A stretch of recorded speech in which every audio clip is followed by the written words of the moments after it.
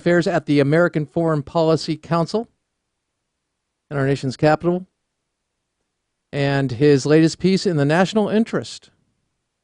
Would America go to war with Russia? And Jim, welcome back. Great to be with you. Hey, Crane, how you doing? I'm good. A couple things. One, I have an incredibly long clip to play for you, and it's not Donald Rumsfeld. I want to get to him, but I actually need you to analyze this for me, because Jonathan Karl asked a question today of the president. And in this question, he said, Mr. President, in China, in Syria, in Egypt, and now in Russia, we've seen you make strong statements, issue warnings that have been ignored. Are you concerned that America's influence in the world, your influence in the world, is on the decline? And in light of recent developments, do you think Mitt Romney had a point when he said that Russia is America's biggest geopolitical foe? If not Russia, who? And the president responded. It's cut number 10. Here's his response. And I want you to break this down for us, because I think we got some tremendous insight into the president not answering a question, but also giving us answers on what he believes. Roll it. Are you concerned that America's influence in the world, your influence in the world, is on the decline?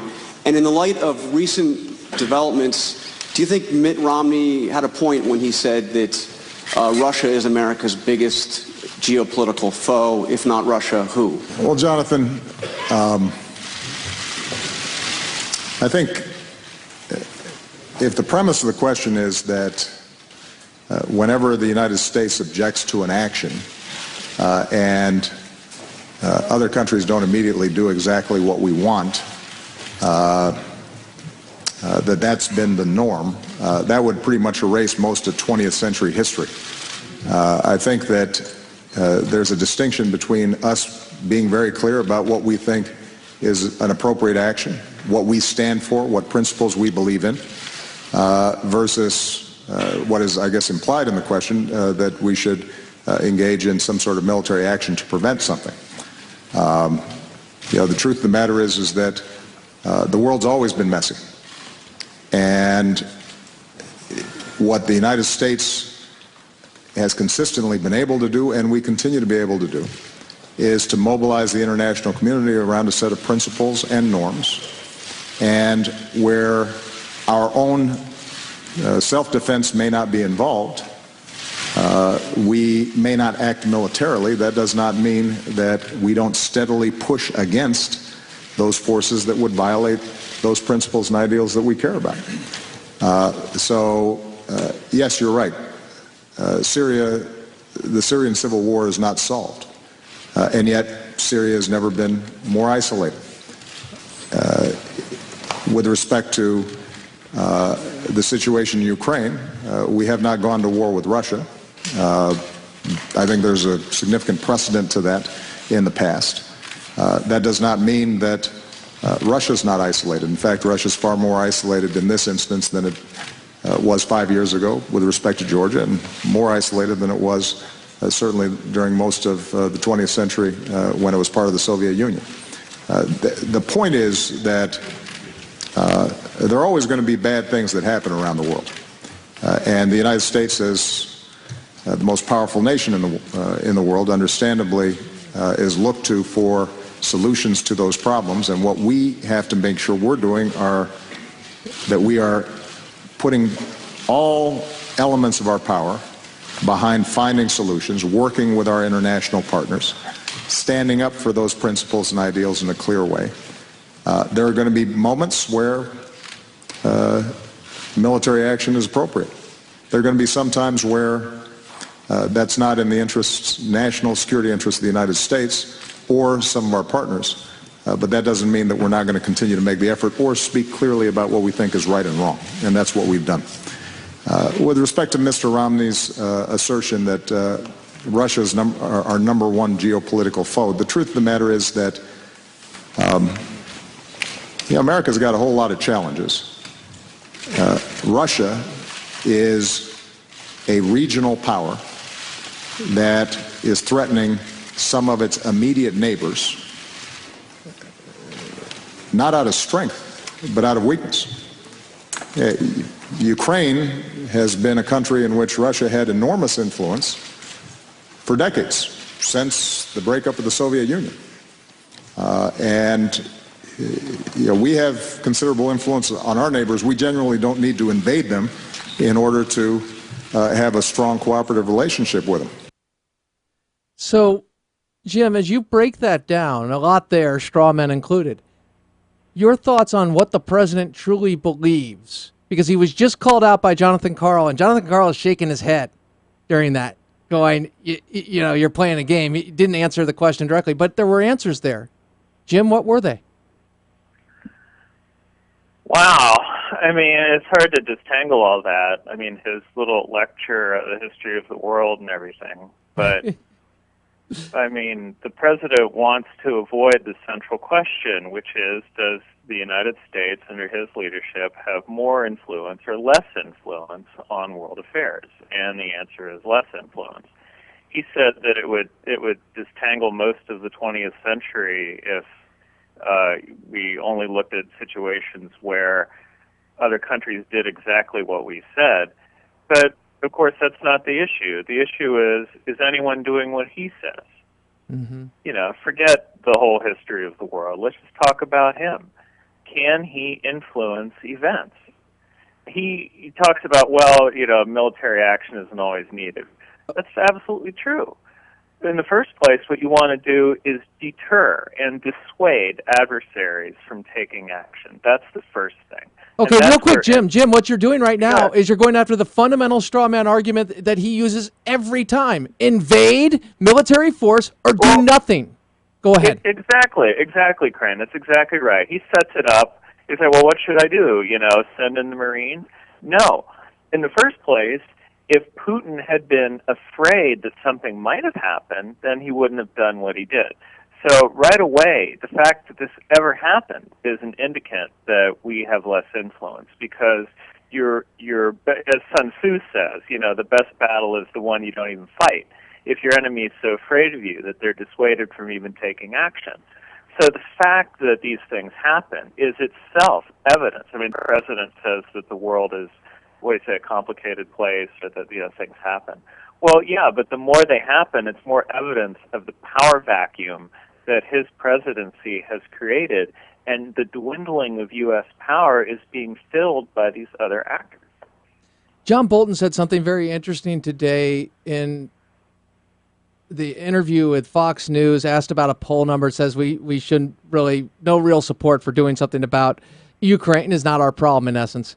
And he talked about the fact that, well, of course people are going to feel that way because it's, number one, we don't judge our national security by polls and what's important in that respect. Two, the reason that is happening is nobody really knows what we stand for. And speaking about freedom and why it's important and how it's protected, and how, if we look at back in history of the world, this is, you know, our state of freedom is not the norm of what we experience in America. And there are high costs for that. So, and of course, I paraphrased and added to his answer, but my point is President Obama hasn't articulated what we stand for. Your thoughts?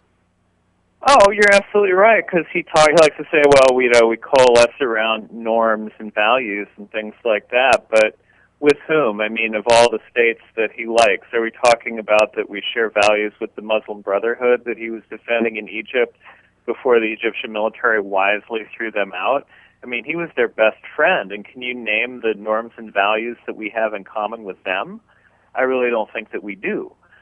He hasn't really articulated exactly what these things are, except in the most vague and lofty terms, like he likes to talk about. But when it comes to really taking a stand on the specifics, he's just absent.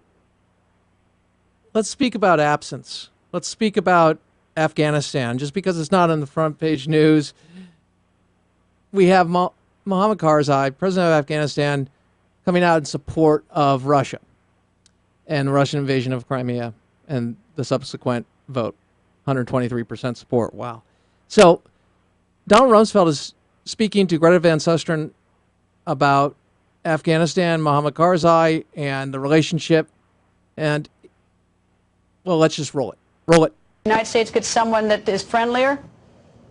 He was friendly. Our relationship with Karzai and with Afghanistan was absolutely first-rate in the Bush administration. It has gone downhill like a toboggan ever since the Obama administration came in. Now, take, for example, the fact that we have status of forces agreement probably with 100, 125 countries in the world.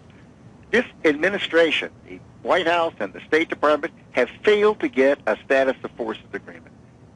A trained ape could get a status of forces agreement. It does not take a genius. And we have so mismanaged that relationship. And I think that he has tried to separate his harshness against the White House and the administration from the American people and the people that he appreciates have served in that country. Is Afghanistan just another example that we could highlight a theme in the Obama administration's treatment of our allies? Jim? Oh, sure. It's another example of incompetence. I mean, the Secretary raised the question of the status of forces agreement, and I would just like to add that in one of the last actions of the Bush administration was to negotiate a status of forces agreement for Iraq for when we were leaving, and then they left before it was signed, and all the Obama administration had to do was sign the thing, and they didn't get that done in a year, and then the whole thing lapsed, and that's why we couldn't help out the Iraqis anymore. So it's not just the Afghan status of forces agreement. They couldn't get one done in Iraq. It was already done for them. So, you know, referring back to Mr. Rumsfeld's previous comment about who could do it. But anyway. Right. The, seriously, it was already done for them. I mean, I thought it came. You didn't even need the creature that he mentioned. You just all you had to do was sign the thing. Yeah, I thought it came down to just semantics and saying just call our soldiers diplomats and put them under that banner, and everything's fine. We're fine. I mean, under the law. That way, it was that simple. But now you're telling me it's even more simple. Our guys in uniforms are often better diplomats than the diplomats. But that's true. That's a whole nother story. Because they're not under the control of the State Department. But right, go ahead. That goes beyond Republican, Democrat, or anything else. It's just a cultural thing. But getting back to the point, yes. Hamid Karzai, he came out in favor of Russia. Why? Because he needs friends. Russia is a much closer neighbor, a bigger neighbor. Russia has a lot of influence. Of course, you know, they invaded his country in the past, but still, they're around. If he's going to look around for someone to help him out, maybe Russia will help him out. Who knows? They have some common interests. They have some common enemies. And, you know, maybe Vladimir Putin would be a guy who'd like to help out Hamid Karzai. I don't know. But I do know that the United States is leaving. We don't have a SOFA, status of forces agreement with them. We have no obligation to help him out except a moral obligation, but forget that, right? We're not Real quick, explain that. Real quick, explain that, because that's a really important point. People don't, I think that gets lost, because we talk about putting troops in harm's way, and I always hear about the left, how much they care about the troops. And I know they do. I know there are some on the left who do.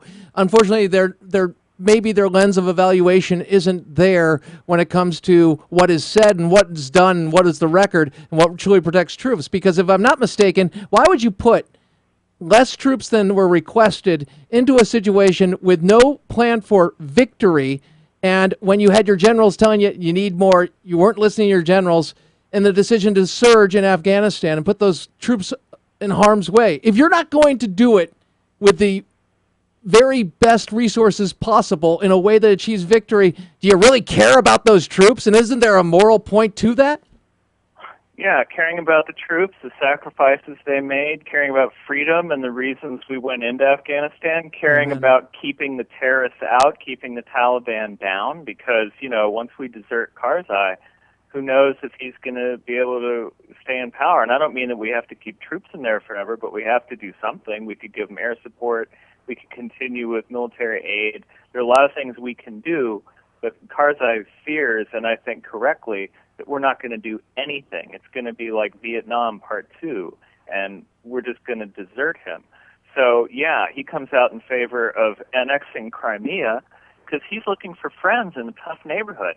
I don't blame him a bit. The guy has to do what he needs to do to survive. I don't agree with his policy with respect to Ukraine or Crimea, but I understand it, and I completely understand his need to survive because most of his predecessors in Afghanistan have gone out in a box. Tell me something.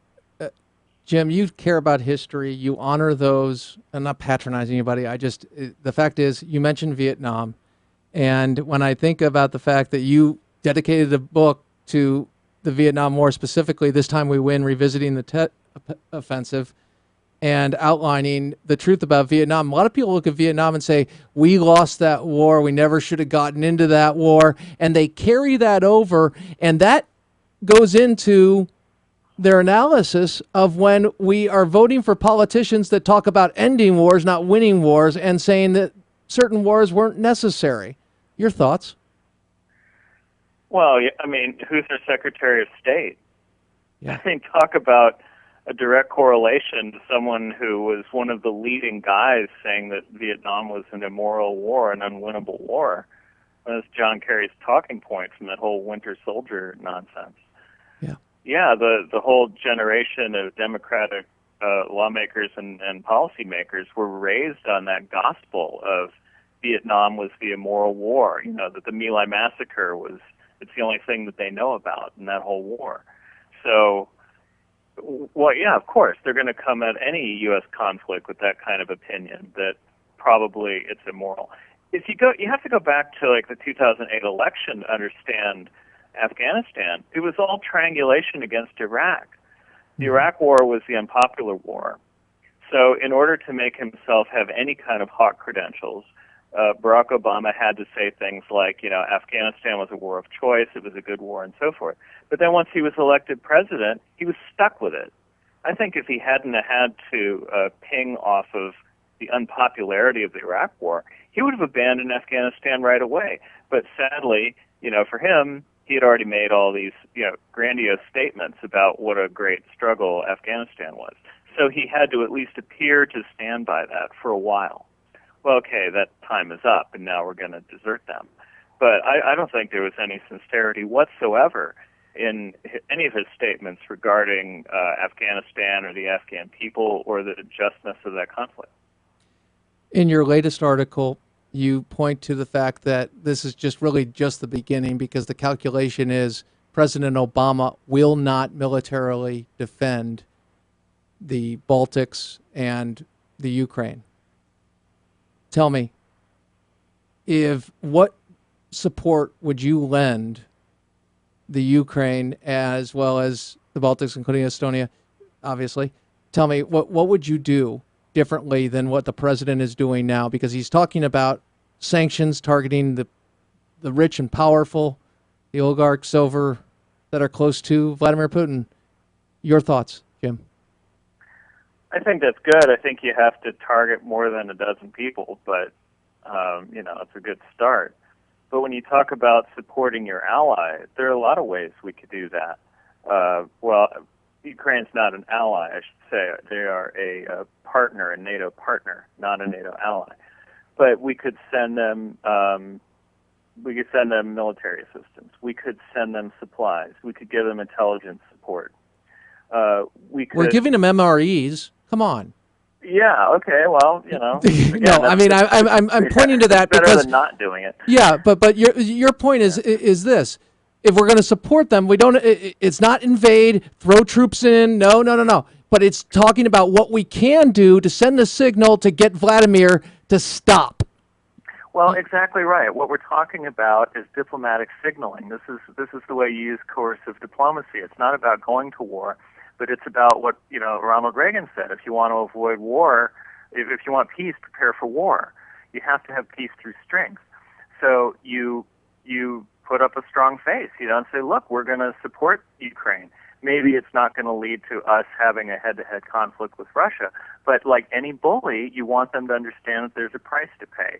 And yes, we know that in a flat-out war, Russia can defeat Ukraine. We know that. Even if we did everything we could do short of sending troops, Ukraine would lose. We know that. But what would it cost them? That's the key.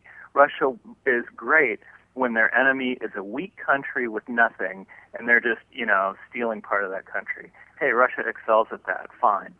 Like any bully, they can steal their lunch money. But if it's going to go beyond that, they have to know that they're going to get bloody. It's not going to be like a coup or something like that, that they're going to lose something, and it's going to be bad for them, and it's going to continue to be bad. And so communicating that to them is really important. It's really unhelpful when the president talks about things like, well, we're not going to get involved in that, or it's not really our interest. Well, fine, then you're just giving a green light to the Russians to go ahead and do more. What about the fact that, as you point to history of how big is his appetite, Putin's appetite, and in our support or lack thereof, I know we went with a missile system, but it wasn't the one we promised the Poles and the Czechs.